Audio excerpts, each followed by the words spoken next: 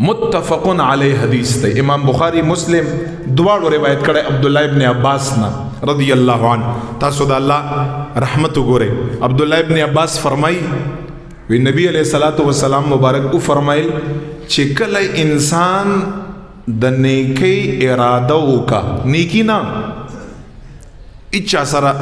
زما او تاسو سره چې څوک د نیکی اراده وکا ما او تا اغل د خېګړې هغه ته تیار نه یو ځکه چې تر څو پورې ما سره تا سنیکی نه کړي الله تعالی دا څه نه دی. نبی علیہ السلام فرمای انسان محض صرف د نیکی اراده وکا نیکی ونکا رب لا یزال فرشتو ته فرمای دغه انسان له په اراده باندې یو د نیکی اجر ورکړي. متفقن علیه حدیث ورکړي ول یو او چې بیا چې کله نیکی اراده وکا او نیکیم وکا نو په کار خدا دی چې هغه بس یو نیکی شي یا دو نیکی شي یا لس نیکی شي. نبی علیہ السلام سے فرمائی چې کله نیکی وکا کم از کم لس چندا زیات نه زیات 200 چندا باندې خدای پاک ته انسان دغه نیکی قبول او منظور 200 چندا. او بیا قرآن کې الله فرمائی والله یضاعف لمن یشاء. دا یې 200 نه پس ویلی دي 200 نه پس الله تعالی خوخه دا کو نور یا زیاتیم دا 200 نه پس خبره ده 200 نه پس یا نورم زیاتول شي او لکه او زرا او عرب کربا یو نیکی دستا خدای پاک جل جلاله تقبل ده. او بیا نبی علیہ السلام زو فرمایل وی چې کله چې انسان د ګناه اراده وکا کمال دا دی د ګناه اراده وکا کله کله زړه کې اراده راشي خو چې کله اراده وکا بیرته دی روکاو شي زړه کې وی چې نه کړم یعنی الله خوف یا بل څه وجه بیرته واپس شي. نو ګوره ګناه اراده یې کړې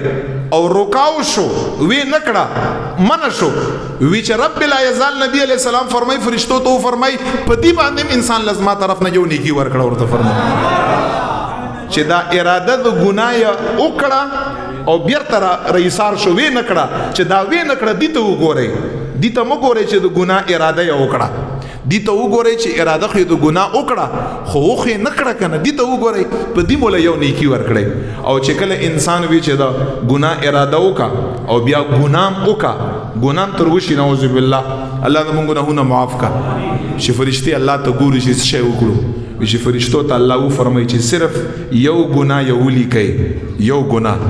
او دا بم تر کومه پوری تر هغه پوری چې ما ته څو پوری رجوع نه کړي چې ما ته رجوع وکا دغه ګناهونه هم الله جل جلاله ورته معاف کوي ختمي وي. دمرا وسی رحمت ځکه خو الله جل جلاله فرمای چې ازما یا عبادی ازما بندگانو کتا سو گناهونه زمکه نه وخلا غنا عنان السما د اوریزو د اسمان پوری اورسی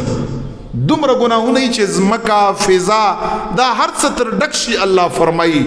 ما طرف ته رجوع کړه رب لا یزال فرمای دا ټول گناهونه مارته معاف کړه. او بیا وی چې قیامت په ورځ باندې تزمالا ډک زمکه د ګناهونو سره رااله څنګه رااله چې ستا په ګناهونو باندې د قیامت ورځ د زمکه دا سر ډکوا الله فرمای زب په ډک زمکه د مغفرت او بخنه سره درشم.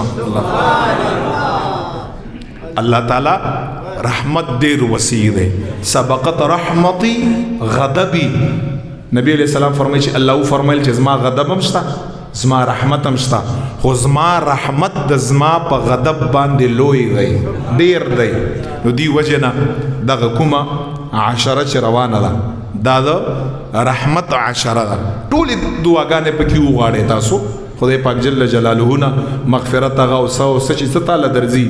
خو زیات تر بداله ورځي همدا دعا بډې رکړي چې خدای خپل رحمت را متوجه کړي خدای خپل رحمت کې مشمار کړي په خپل رحمت کې مراولي یو نظر رحمت چې الله جل جلاله بنده ته وشي داغه بیړی پار دا خدای پاک دا مونږ په تاسو باندې خپل خصوصي دا الله تعالی مونږ په تاسو باندې خپل رحمت او مهرباني وکا ولک تاسو هم دغه قیمتي شي تور متوجه شي الله نه وغاړي رب لا یزال د زمونږ د ناس تاوریدل قبول کا.